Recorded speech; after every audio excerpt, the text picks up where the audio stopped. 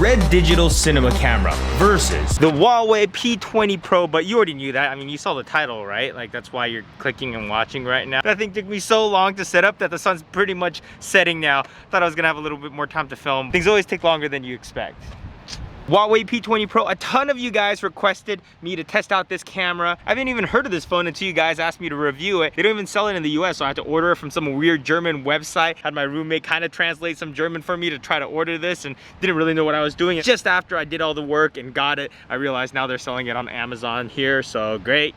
You're looking at the phone right now and you know, it's not looking too bad. We're filming in 4K right now. You don't get image stabilization in 4K, so that's a bummer. It was mounted on a tripod, but the wind was blowing pretty hard pushing it around. Let's take a look at the red now. Colors are much more neutralized, but there's definitely a lot more detail in there. All this footage is straight out of the camera, no color correction. So if the colors are a little bit too dull for your personal taste, remember it's much easier to add color and contrast. So that's the plus side of shooting flat. The Huawei is definitely pretty sharp. The details on everything pop, but for my personal taste, it looks a little bit too much like artificial sharpening. What do you guys think? Now I just gotta say this. When I found out that there's no image stabilization in 4K, that kind of made the 4K useless to me. The smaller your camera is, the harder it's gonna be able to hold it stable. So when you're dealing with phones, I just feel like it's a necessity. And that alone is enough of a reason for me to not want to really switch to this phone and just stick with my iPhone 10. The iPhone 10 at 4K keeps everything nice and smooth. And the Huawei, you just see every little jitter, every step. So if I ever use this camera to shoot a vlog, I'll probably just shoot in HD and keep that image stabilization. And yes, those little hiking boots are adorable. She didn't like them at first, but now she loves them.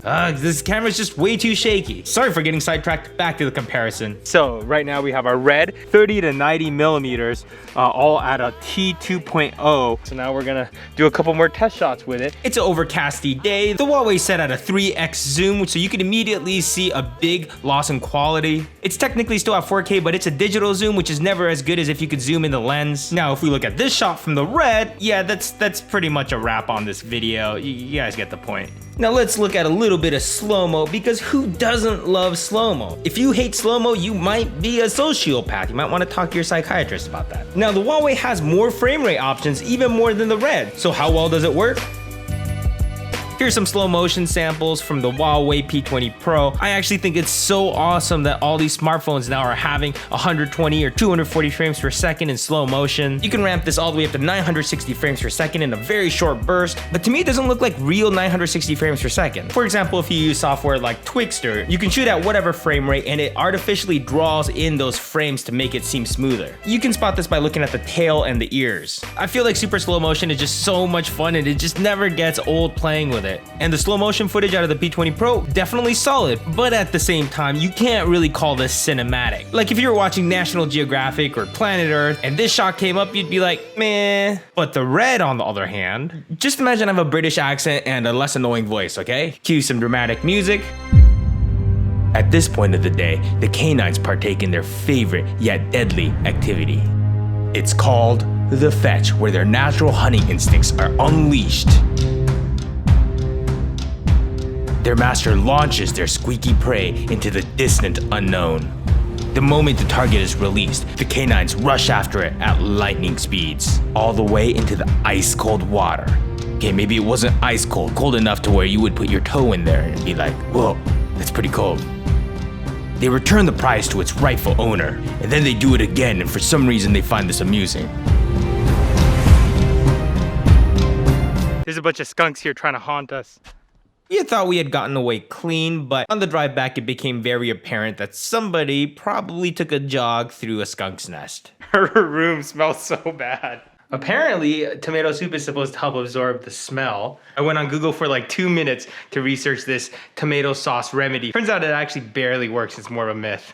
Whoops. So it turns out the tomato sauce thing is a myth.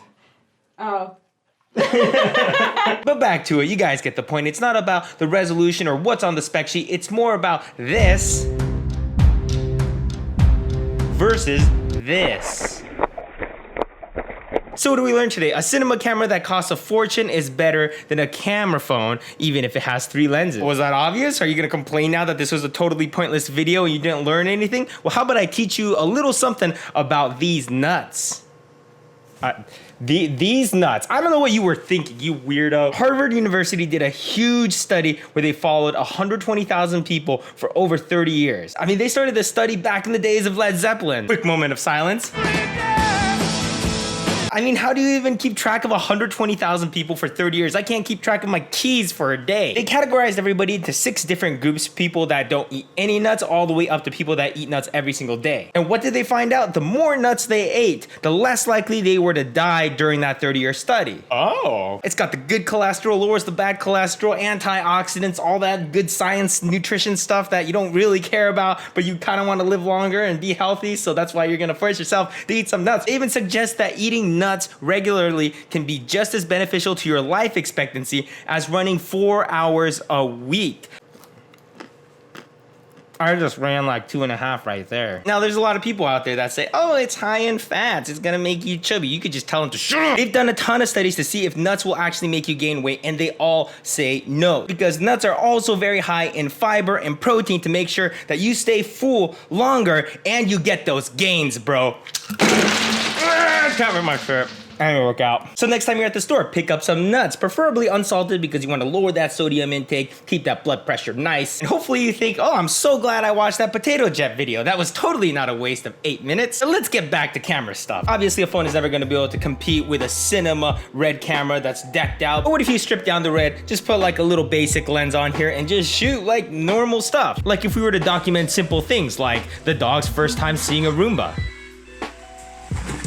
Now the red's definitely a huge pain on shooting stuff like this. It's much heavier. You're always wondering if it's in focus and double checking all your settings. No more dog hair, yay! And if you're wondering, yes, Carrie is a crazy dog lady, but it works out I take advantage of her dogs for content. And the dogs and the Roomba have not yet become friends. I should also mention that I love how red shoots in RAW. Aside from the sharpness, there's a ton more information captured in the red. For example, let's look at this shot. I'm gonna darken it to try to get some information out of the windows. Nothing. The camera just doesn't record any of that information. Switching over the red, what you're looking at right now is just the settings it was shot on. What's awesome about RAW is that you can go back and change the settings in the camera. It's as close to time traveling as you can get, at least as far as the government wants us to know. And since you have all this information, you can bring down the windows just a little bit so it doesn't look so blown out. So if you're that guy that always shoots on the wrong setting, this RAW capability might save you once in a while. And now just looking at a couple more clips, the red generally just looks a little bit more natural and organic to me, whereas the Huawei, it just looks a little bit like it's been over sharpened. But really the fact that we're even comparing these two cameras is insane. Like the shot of the salad doesn't look too bad. And I was also pretty impressed at its low light capabilities. It's not perfect, it starts to look a little bit pasty and artificial, but at least you can see what's going on, which is pretty impressive. The red's at 2000 ISO and the lens is at f1.8. I still think the red's a clear winner. It's sharper, everything looks much more natural, it has that cool red look to it. But with Huawei, I'm actually pretty impressed. A lot of times at night, if you just whip out your phone to try to film something, you're not necessarily trying to get the most cinematic footage, you just want to see what's going on. And the Huawei, I think, achieves that. By the way, I dropped the Huawei's resolution from 4K to HD so I get that image stabilization. Totally worth that smoother footage. And just to put things into perspective, this is what my iPhone 10 looks like in the same lighting, definitely darker and grainier. I think Huawei's doing something to enhance this image and it makes it look a little bit pastier, but it looks so much brighter, so that's pretty cool. But once you start walking with it in low light, you definitely see that digital image stabilization trying to kick in. So points for the iPhone for its image stabilization. Which brings me to my final point. The Huawei can look really good in the right condition, but in terms of video, I think this is far from being the best camera phone. This is selfie mode on a slightly cloudy day. So if you're a vlogger, this is how your footage is gonna come out. There's just so much over sharpening that makes everything look kinda bleh. The highlight roll off is pretty terrible. The skin tones don't look very natural and vibrant. Here the dog's just blending in with the ground. There's just not enough depth in the color.